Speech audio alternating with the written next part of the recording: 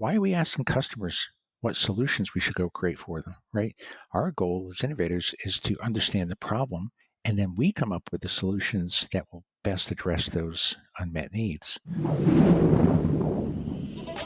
This is the ERP Organizational Change Journal podcast, brought to you by Nestle and Associates, a Newport Beach, California-based ERP organizational change management firm serving the private equity industry. The ERP OCJ seeks to share expertise, insight, experience, and research, and to create effective conversation to help guide ERP organizational change to real, measurable, and verified success. And now, here's your ERP expert and host, the founder of Nestle and Associates, Dr. Jack Nestle. Hello everyone, Jack here. Today we're going to discuss the ideas, theories, and practice described in our guest's book, Jobs to be Done, Theory to Practice. Corporate culture that promotes creativity and innovation benefits both internal and external stakeholders. Leaders that inspire and encourage innovation encourage stakeholders to analyze problems from different viewpoints, and that inspire employees to passionately endorse organizational goals and missions tend to be high-performing companies. As an innovation thought leader, our guest has changed the way academics and executives alike think about growth strategy, organizational performance, and product value. So in this episode, Tony is Strategyn founder and CEO, inventor, author, and innovation thought leader. Tony is the pioneer of Jobs to be Done theory and the inventor of outcome-driven innovation, or ODI, a powerful strategy and innovation process with a documented success rate that is 5 times the industry average.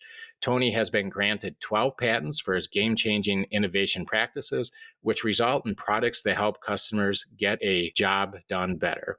Through his involvement in hundreds of innovation initiatives, Tony has helped companies reinvent underperforming products, create new business models, and build and implement company-wide innovation programs. So without further ado, joining us from Pompano Beach, Florida, Tony, welcome to the show. Jack, thanks so much for the invite. I certainly appreciate it.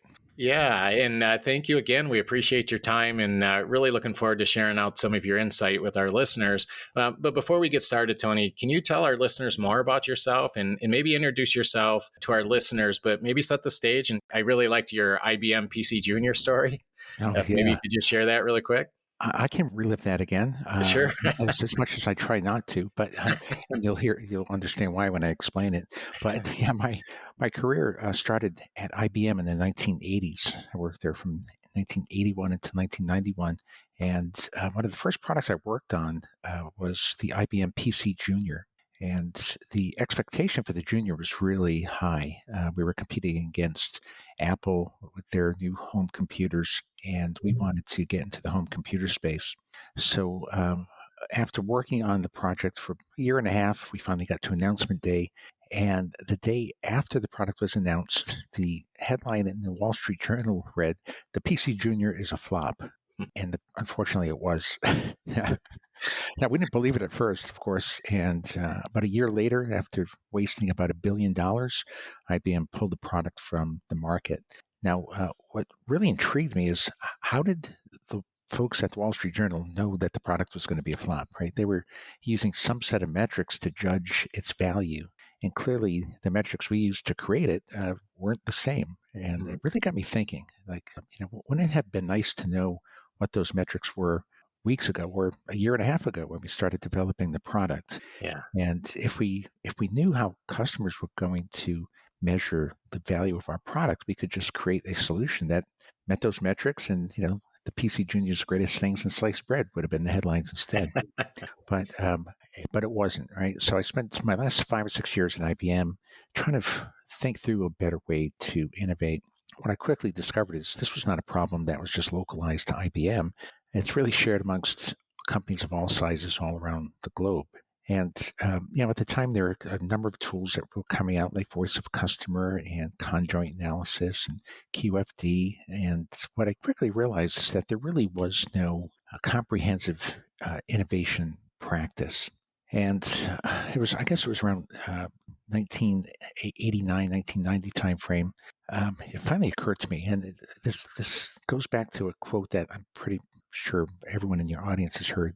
It's Theodore Levitt's quote: "People don't want the quarter-inch drill, Yeah. right?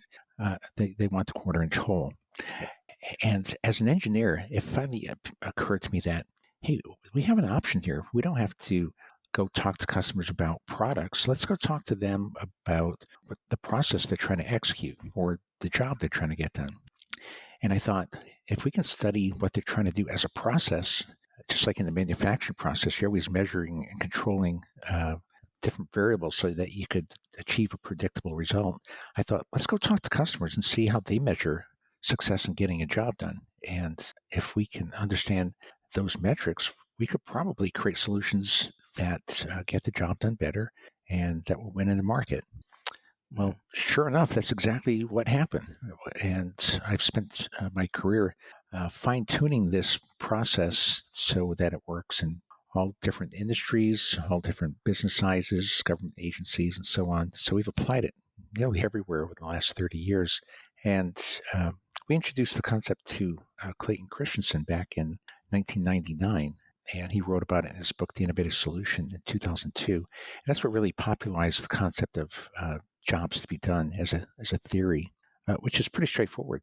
People buy products to get a job done. So let's study the job they're trying to get done instead of talking about how to make a better drill. And it proved out to be revolutionary. Yeah. Fascinating, Tony.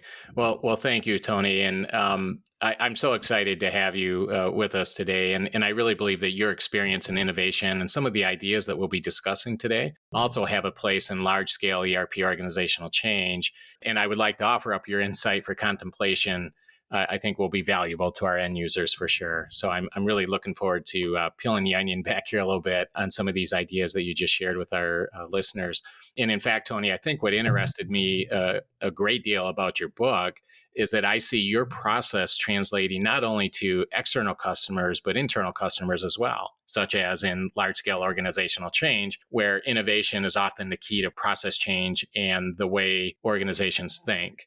So I'm really excited to have you. Looking forward to the conversation. Likewise. Listeners, all of us here at the ERP OCJ hope you find this podcast useful as we share lessons learned, discover best practices, and explore the human element components of ERP organizational change.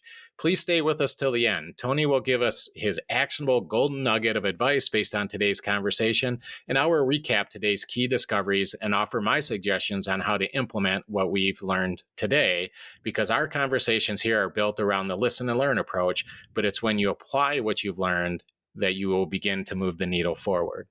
So without further ado, let's dive in. Tony, a great deal of literature suggests that leaders possess characteristics such as strategic vision, ability to apply effective process innovation, applying effective metrics, and goal setting as the key organizational performance influences. And in your book, you share that, quote, "This set me on a mission. I want to figure out a way to identify the metrics that customers use to judge the value of a newly released product early on in the product planning process." But as I read this in your work, Tony, I see strong parallels, as I just mentioned previously, and advantages, whether it be for external customers or internal customers, or i.e. what we call our end users. So today I'd like to share with our listeners the ideas within jobs to be done, theory to practice, but I would like to encourage our listeners to think of this conversation both in terms of external and internal customers as a thought experiment. So I hope that makes sense, but I'm just encouraging, because that's the way I approached it when I read your work, and it turned some lights on for me. So I would encourage our listeners to do the same. And Tony, you also share that your friend and colleague, Clayton Christensen, who is for those that don't know, a professor at Harvard Business School, cited you and Strategyn in his book, which you just mentioned, called The Innovator Solution, where he popularized the idea that people hire products and get a job done. So I guess, Tony, what I'm trying to say is I really like how in your book you share insight into theory, discussing why do innovation projects fail, how jobs need a framework, and then growth strategy matrices. And then you move into a discussion on how processes and outcome drive innovation. And then you move into practice sharing and becoming an ODI practitioner, which we'll get to more of that in just a moment. And then transforming the reorganization and the quote unquote, the language. So those are some ideas that I'd like to chat more on today. And so my first question is this, Tony. In your book, in chapter 1, you discuss, quote, why do innovation projects fail? And you discuss that often there is no agreement on what a need is, a quote unquote need is. That is, all companies are out to provide the best quality products and services, but this means understanding the needs of the customers. So, how do customers align, and why would this be a discussion in your theory section in your book? That's a great question, Jack. And I think you hit the nail on the head there. And, what I find so interesting is that, I don't think there's any debate that product teams around the world are trying to create products that address unmet customer needs in the markets that they serve. But in the research that we've done over the years, we know that about 71% of product teams don't agree on the best way to define a market. We know that about 90% of product teams don't agree on what a customer need even is. We know that product teams, over 80% of them, don't agree on the best way to prioritize customer needs. We know that about 77% of product teams don't agree on the best way to segment markets. Now, think about that for a second, right? We have product teams who are trying to create solutions that address unmet needs, but instead of debating the best solutions to address the unmet needs, people are debating what market they're in. They're debating what a need is. Never mind what the needs are and which needs are unmet, but what even is a need. And they're debating how to segment markets. And as a result of all this misalignment around the fundamentals of innovation, it's really cratering the process. Of course, it has so many other symptoms that result from that. But I really think that the root cause of failure at innovation is this misalignment. And it results from a lack of a common language around a process that works, right? And I think what we bring to the table is a process that works in a language that makes sense of all this. So I'll just give an example. If people do indeed buy products to get a job done, and as you mentioned, Jack, whether that's an internal customer or an external customer, it's still valid. But if they buy products to get a job done, why don't we define a market as a group of people trying to get a job done instead of defining it around a technology or a product or something that's going to change quickly over time? Now, the benefit of doing that is that you're going to have a stable focal point around which to create value, because jobs, as stated, are stable over time. Like parents trying to pass on life lessons to children, for example. They've been trying to do that for years, right? So if that's the group of people and the job you're trying to get done that you're targeting, then let's define the market that way. And now, quite literally, you can go talk to those customers and define their needs. Now, again, if people are buying products to get jobs done, why don't we define a need as the metrics that people use to measure success when getting a job done? And I think, Tony, that whole idea, it is quite innovative in the way that you think about the tool and the need and the solution. And it's quite a different way of looking at things, I would say. Well, it is. Instead of looking through the lens of the drill maker, we're looking through the lens of the hole maker. And I think that's the best way to describe that. And so as you're standing there looking through that lens, you say, okay, well, clearly customers use a set of metrics to judge success when getting any job done. Now, it may be rather subconscious, but even preparing a meal, like you may say, I want to minimize the likelihood of overcooking the meal, or I want to minimize the likelihood of undercooking the meal, or I want to minimize the time it takes to cook the meal evenly, or so on. But there may be dozens of metrics that you're using to judge how successful you were at getting that job done. And we find this to be true in every market. And whereas customers may not know the best solutions, they certainly know what they're trying to achieve and how they measure success. So this goes after that notion that customers have latent needs, that they have needs they don't even know they have. Yeah. Which I think is just a really debilitating myth. And you've probably heard the way that gets started too, with quotes from Henry Ford saying, if I asked people what they wanted, they would have said a faster horse. Yeah. And, Yeah. then people walk away from that thinking, well, customers don't know what they want. They can't articulate their needs. But what Henry Ford was saying is people don't know what solutions they want. If I asked them what solution they wanted, they would have said a faster horse. But why are we asking customers what solutions we should go create for them, right? Our goal as innovators is to understand the problem, and then we come up with the solutions that will best address those unmet needs. So it just flips the equation on its head. Absolutely. I love the example. That's a great way to drive home the whole idea that you discuss in your book. And Tony, I really like in your second chapter, you discuss the idea of frameworks in which to determine those needs. Can you, A, define for our listeners what you mean by a framework, and B, share the 6 types of customer needs that you discuss in your book? And just briefly, I think it would be helpful to provide some of that insight for our listeners. Sure. It took us years to really develop and fine tune this framework. And what we've talked about so far is the needs of the person using the product to get a job done. And that person is trying to get a core job done, like parents trying to pass on a life lesson to children. But they may also have emotional jobs that they're trying to get done, like be perceived as a good parent.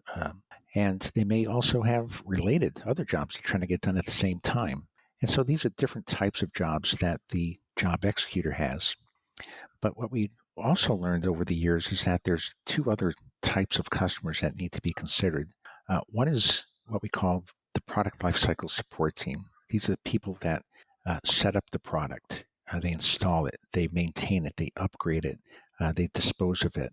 They take the product through the product lifecycle. Now, of course, that may or may not be the end user, but we have to understand the needs of the product lifecycle support team because they're focused on executing what we call the consumption chain jobs. Now, people aren't buying products so they can be installed and set up and maintained and disposed of, right? They're buying products to get a core job done. But if companies fail to focus on the consumption chain jobs, clearly they could produce a product that's too difficult to adopt and could fail. The third customer is the buyer, and in consumer markets, the buyer, the job executor, the people supporting the product may all be the same actual person. But in many B2B applications, like in the medical space, you may have a surgeon who's using the product to perform a surgical procedure. But people supporting the product could be the nurse who sets it up. It could be the biomed that cleans the product and sterilizes it, and so on, and could be a buyer that's part of a hospital buying group, for example. So we separate the buyer out, and the buyer has their own set of financial jobs that they're trying to get done as well. And the way I like thinking about this is no matter which of those groups you talk to or whoever you talk to about understanding customer needs, the needs will fall into one of those categories. So I think what we've proven over the years is it's a very complete framework that describes the market ecosystem that must be understood in order to create products that end user customers want, that people can support, and that the buyer wants to buy. Interesting. Tony, one thing, obviously, the idea with an ERP is to provide a tool in which to improve process efficiencies and to do so cost effectively in the long run.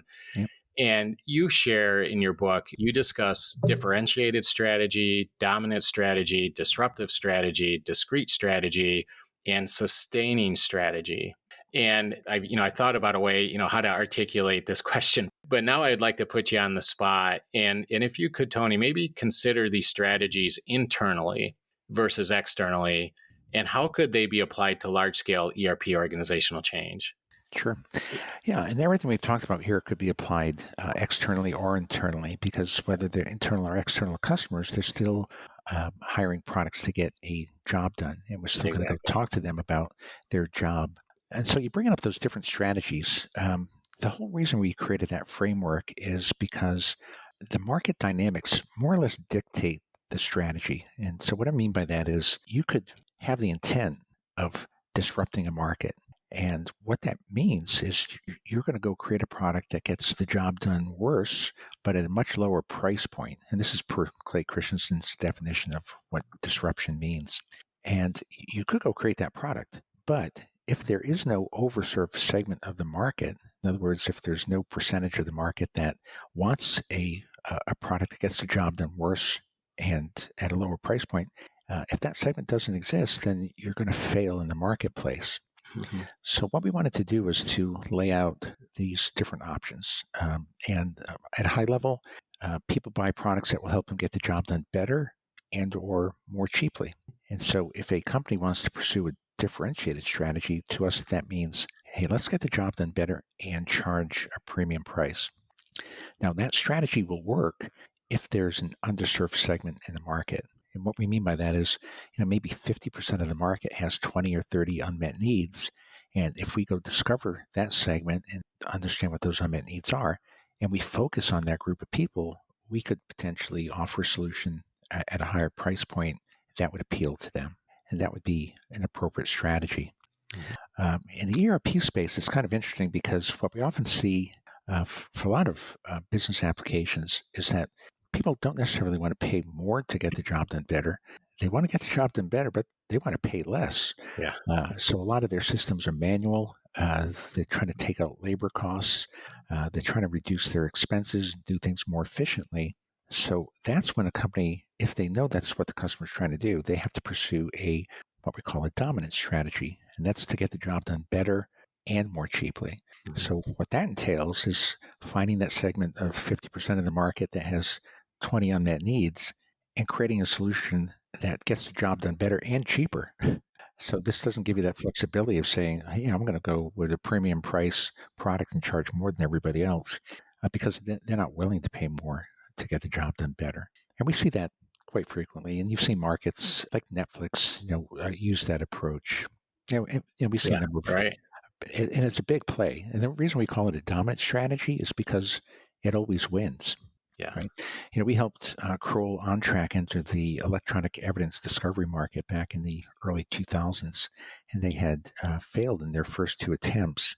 And in their third attempt, in which we helped them, they focused on the actual customer. And I guess I can tell the story briefly. Initially, they thought their customer was the IT department because they had been working with IT departments and taking data off hard drives and recovering data. That was their specialty. And they thought, well, in the electronic evidence discovery space, what legal teams want is to get data off their hard drives. So let's go work with the IT folks and get that data and deliver it to the legal team. Well, they failed twice because the customer wasn't the IT department any longer. It was actually the legal team. And they weren't trying to get data off hard drives. They were trying to find information that would support or refute a case. So once the OnTrack team understood the actual job the customer is trying to get done, they not only helped them get the data, but they put in search techniques that allowed them to go through the data and find important information, thus allowing them to get the job done. And they did this, in essence, getting the job done better and more cheaply. They pursued this as a dominant strategy. It led to their success. They were in the lead in that market space for about 15 years before anyone could even catch up. So that's why we love the dominant strategy approach. And it works in every market. Even if people are willing to pay more, if you're willing as a company to come up with a solution that gets the job done better and charge less than competing solutions, you win over everybody. Yeah, right. Interesting. Do you mind, Tony, can you, so you touched on differentiated strategy and dominant. Can you maybe speak to the disruptive, discrete, and sustaining strategies briefly? Sure. So then there's the disruptive strategy. And I gave a brief example of that, but a disruptive strategy is when you find a segment of overserved people. So these are people who have needs, but they're already well satisfied beyond their level of importance, yet they're paying to have them satisfied, over-satisfied, in other words. So in cases like that, you can pursue Clay Christensen's disruptive strategy. Offer a product that gets the job done worse, but at a lower price point. Now, what's interesting about that strategy is it also appeals to non-consumers. So these are people who currently aren't buying the product at all. And it could be because they can't afford it or they don't have the skills and knowledge on how to use it. But this simpler, lower cost product comes out. And for them, it's actually getting the job done a lot better than the solution they're using today. So it's an interesting twist on disruptive strategy. And I think it helps make sense of where Clay was going with his approach, because he talks about the appeal to non-consumers, but it appeals for two different reasons, right? In one case, people are overserved, so they want to get the job done worse and cheaper. In the other case, the non-consumers, they're looking for something that will just help them get the job done at a basic level and hopefully not pay too much. Then we have the discrete strategy. So this is where customers are getting the job done worse and paying more. And you would say, what company in their right mind would ever pursue a strategy like that? But yet we see it quite a bit. I think we've even gotten used to it with companies like Uber and Lyft who charge a price surge. They have their surge pricing, I guess is what they call it. Yeah. And We may have all experienced that. Like you come out of a baseball game or something like that at a stadium and you're trying to get a ride home. There's no cars around. You're waiting for a long time and they're going to charge you 5 times more to wait longer and not get the car that you want and get a ride home. And we gladly pay it. It's like paying for Wi-Fi in an airplane. It Yeah, barely right, works, but exactly. you're contained. You don't Yeah, have many options. yeah, So people do find ways to use that as a strategy as well. And then the last one that you mentioned, Jack, was a sustaining strategy. And many companies are very stable in their markets. Typically, like CPG companies that have been making, soaps and shampoos and toothpaste and things like that for years and years. And it's really hard to differentiate. It's hard to get the job done any better or any cheaper. So they're operating this very small zone where they're struggling to find ways to get the job done better or cheaper. But if they can sustain, right? And so that becomes their strategy and their goal. And so I think that covers the 5 different strategies. And you can see it's all based on this simple concept that innovation is about getting a job done better and or more cheaply. And this offers you up different options. And it incorporates the thinking of like Michael Porter, who always talked about differentiated versus low cost strategy, which is equivalent to what we call differentiated and disruptive strategy. And it appeals to those who focus on blue ocean strategy, which is really that dominant strategy. It gets the job done better and cheaper. And so I think it helps to explain all these other different approaches to innovation and how they come together under a single model. yeah. Just fascinating, interesting stuff. Tony, you also describe in your book what you call outcome-driven innovation, or ODI. And you share that quote, unique quantitative methods that enable companies to analyze markets in ways that have never before been possible, end quote. And in fact, you discuss this in a full chapter in your book. But can you lead our listeners through this process in general? And we'll include a link as well to your book in our show notes. But again, maybe think of this in terms of external and internal customers. Sure. So again, whether it's internal or external, it's going to be exactly the same methodology that you would use to help prioritize the needs and figure out which are unmet. And what I meant by that when I put that in that chapter is that most quantitative market research is focused in the solution space. What I mean by that is whether you're doing conjoint analysis or paired comparisons or forced choice, they're all assuming that you're testing solutions and you're asking customers to make trade-offs with different solutions. Now, our belief is that it's way too soon to even be in solution space. What we're trying to do is to figure out of the customer's needs, which are unmet and to what degree. And this is what requires a very different approach to quantitative research. And it's simple, straightforward. At a high level, what we're trying to figure out is which of these needs, or outcomes as we call them, are very important to customers, but not well satisfied. And we're saying if a need's really important and not well satisfied, then it's unmet. And if a need is unmet to a great degree, that would be a great focal point to create more value, right? So what we do is we take those statements, those outcome statements, which I gave some examples of before, and they often total 50 to 100 different statements. And we put them in a survey and we ask customers, real representative customers of the population, how important each outcome is. And then given the solution that they're using today, how satisfied are they with the outcome? So with that data point, we can go figure out, for example, that on a certain outcome, 90% of the population might think it's very or extremely important, yet only 20% thinks it's very or extremely satisfied. All right. Well, if that's the case, we're going to call that a highly unmet need, right? Versus another need where maybe 50% of the population thinks it's very extremely important and 50% thinks it's not, right? So what we can quickly do is to look through all the needs and figure out where people are struggling most to get the job done and where they're underserved and also where they're overserved. Now, what I mean by that is there might be a need where 90% of the population says, I'm very satisfied, but only 20% says it's important, right? So what that tells us is you're investing resources and cost in a product that's not delivering value, right? So if you think about innovation as helping people get a job done better and more cheaply, this prioritization method and this technique allows you to find opportunities to get the job done better, and it helps you find opportunities to get the job done more cheaply. Yeah. And so that's what I mean by a different approach. So it's walking away from these techniques that are used in solution space, and it opens the door to a new technique that is really designed to prioritize needs and problem space. Yeah, I like that, Tony. And I don't think this is a stretch at all, but let me try to share and articulate why I really like your point and this outcome driven innovation model that you discuss. One of the things we do, Nestle and Associates does, is we do a lot of ERP selections, right? And so that's the tool. The ERP system is the tool for specific need within an organization, and they're not all the same. In fact, they're all quite different. They all have finance and AR and AP to a certain degree, but there's over 100 plus discrete manufacturing ERP systems or solutions out in the space.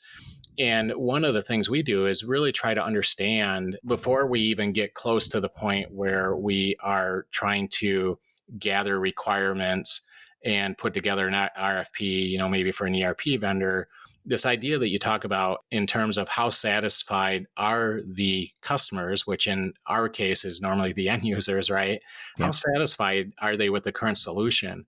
Is it important, and or why are they not satisfied? And so we really try to understand what it is they really need and what they're looking for versus, trying to, right out of the gates, focus on the drill. I don't know if that makes sense or if I'm articulating that very well. But the whole idea in that approach is that you try to prioritize based on method and technique in a way that's going to bring the greatest value to satisfy that need. Did that make sense? Yeah, sure does. I think Yeah. that's exactly it, Jack, is that, Yeah. in these ERP implementations, like you said, there's hundreds of solutions that get hundreds of jobs done, right? Mm-hmm. And your goal for successful install in application is to understand the job the customer is trying to get done in great detail, understand which of the needs or outcomes are underserved today, and where you should focus to make improvements so that they recognize value once the installation is complete. Yeah. And it brings some science to the equation so that you're not Yeah. guessing. And it brings a level of granularity as well. And Absolutely. that's what we really focus on with these outcome statements. They're very detailed and granular. I Yeah. could talk about them a bit more. They have a special set of characteristics. They are knowable and discoverable. They're unambiguous. They're stable over time because they're tied to the job to be done, which is also stable over time. They're solution agnostic, so they're valid, independent, whatever feature or solution you eventually put into play. And with putting that criteria in place, we quite literally designed an outcome statement to be what it is. And what I find interesting is that in so many organizations, there isn't agreement on what a need is, Yeah. and there isn't agreement on how to best structure a need statement. Yeah. And this is where we spent all our time really fine tuning what those statements should look like. And at a high level, people are trying to get a job done faster, more predictably, higher output throughput. And these outcome statements define value creation along those three big dimensions. And when we start digging into a job, we're talking about outcomes at a very specific level, very granular level that make them actionable and Concrete. quantifiable, Yeah. right? And that's really what makes the difference. In some of our works, we show examples of a complete set of outcome statements, and it's far different than trying to just say, hey, let's make it more convenient and easy to use, right? Yeah. It's a little too vague. We want to get down to a very detailed, granular, functional level that allows innovators to be innovative and solve the problem in a new way. Yeah. And in that process, Tony, again, it's a very much a prioritized method and technique, I would say, in the way that you use these outcome statements. But it's very much a creative and innovative process, right? I mean, it takes, and I would say it takes that which is quote unquote desirable and makes it more concrete. It's one thing to say, well, it's desirable that we have this or that or the other thing, but at some point you really got to put brass tacks to that and really understand what that looks like, what that really means. Yeah. Um, and isn't that what the outcome statement provides at the end of the Well, process? it does, Jack. And, there's another little trick that we do that I think is interesting. Let's say there's 100 needs that we test in the market, and we may find that 10 of them are highly underserved. What we do is we go back out to customers and we do additional qualitative research on those 10 needs, and we figure out why they're underserved. What's the root cause? How frequently are they happening? What are the workarounds? All these other inputs that then feed this new creativity that can take place amongst the team as they do their ideation work and conceptualize the product, how they're going to solve the problem. And what we believe is, if every team had this information, it's still going to be their creativity of the team that's going to dictate who has the best idea, right? Because we're trying to minimize time it takes to do certain things down to zero time. We're trying to automate things. We want to minimize the likelihood that bad things happen 100%, so they can never happen, right? So it's easy to make incremental progress, but how do you really eliminate some of these issues from ever occurring again so that you quite literally automate your process? You get it done instantaneously, predictably, with a great result the first time. And I think for all the ERP folks, I mean, that's the holy grail, right? Is to figure Exactly. out how to get there. Yeah. Yeah. So then you would say to our listeners that your process that we're discussing today and in your book, and again, that's Jobs to Be Done, Theory to Practice, but this approach and this method where you talk about ODI and even your various strategies and the way that you talk about your customer needs is very much applicable to the internal organization within the four walls, so to speak, in ensuring that the solution you put in place at the end of the day is the right one. Absolutely.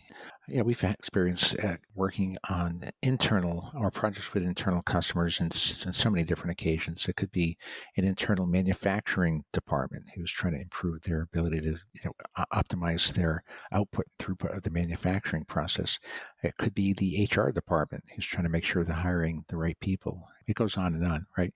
But I think McKinsey did some work a number of years back and said there's 144 essential internal business processes. We've studied a good portion of them, and the same concepts hold true, right? Your target audience is different. That's it. Yeah, absolutely. So with that, Tony, I know it's one thing to really understand a model or process or a theory, but it's often entirely another thing to execute effectively and efficiently upon that model or that process or that theory. And there are two things. I mean, some people have great theories and practice and models, but the practice and the way that they try to apply that in the quote unquote real world sometimes is easier said than done. But and that's where I think your book is really just fantastic. Obviously, you talk about this, but what would you say to someone like me? Jack Nessel wants to take your insight in your book and in your work and take your insight and your advice and then apply that to the real world. Other than reading your book or hiring you folks, I mean, where do I start? I mean, how should I think about this in terms of making this effective within my organization? Yeah, that's a great question, Jack. I think it starts with a mindset shift is what we say, because it's a very different way to think about innovation. Most companies think about innovation from a ideas first perspective. In other words, they think innovation is all about coming up with ideas and then building prototypes and testing and then putting them in front of customers and seeing how they respond and getting some inputs, which in essence are their needs, and making refinements to the product and going through this iterative process. And most innovators, even to this day, either believe that is the right innovation process or that there is no innovation process, and that's perfectly acceptable. We're coming in with a little different position. We're saying that innovation doesn't have to be this wasteful, unsustainable process that's causing tremendous amount of waste and unused time. And you can only imagine, every 9 out of 10 products fail. So all the effort and resources that go into putting them together is just wasted. And it doesn't have to be that way, right? Our view is that if you look at it through this other lens, you recognize, hey, it's possible to understand all the customer's needs up front, understand which of those needs are unmet, and then take the time to have ideas that will address those very specific unmet needs so that you know your ideas are of great value. You're not wasting time. And what this allows you to do is to conceptualize products that, with a high level of confidence, you know are going to win before you even start developing them. Yeah. Now, that's a mindset shift, right? That blows your mind a little bit because people say, well, that's impossible. But it's not if you look at it through this lens. So, So, Tony, if I may, let me ask you, and I was hoping that's what you would say would be mindset shift. Is a part of your practice then? Do you do much with organizations to help to kind of cater and plant that seed and help develop that mindset shift? oh, absolutely. Okay. Yeah, in fact, over the past 4 years, we've been working on what's called My Strategyn. It's an online course that's designed specifically for that. It has the intro, we call it the intro course. It's the mindset shift course. It takes people through the basics, like how should you define your market? Well, how are you defining it today? And then, what are the issues with that? And then how should you define it through this lens and so on? And it kind of takes you through all the key steps so that you can experience firsthand what it's like to see your market through this lens. Yeah. And it's very effective. And then, of course, you can go past that. And some group of people want to become practitioners. But I think the reality is, not everyone in an organization has to become an ODI practitioner. We don't all have to know how to collect customer needs and do surveys and analyze data. Yeah. What we need to learn is how to take that data and use it to make the right decisions. Uh, Most companies that adopt this approach and build innovation capabilities may have a team of 5 or 10 practitioners who do projects for a broad array of business units. And so what they're really doing is transitioning a company from a place where product teams don't agree on what a need is, what the needs are, or which are unmet, to a place where they're handing them this information that says, here are the needs. Here's the priority order of those needs, right? Here's segments of people with different unmet needs. Now that you have that insight, go forward, take your creativity and apply it on this set of data. And that's half the problem. So now you've got everyone aligned in the same direction, right? And that's really the transformational part of the approach. Yeah. Interesting. And Tony, in your practice section in your book, you discuss this idea of the value of a common language. Can you explain what you mean by that to our listeners? I sure can. We mentioned up front there's no agreement Yeah. on the best way to define markets or needs or segments or so on, but it goes way beyond that. I mean, there's not even a shared definition of what innovation is.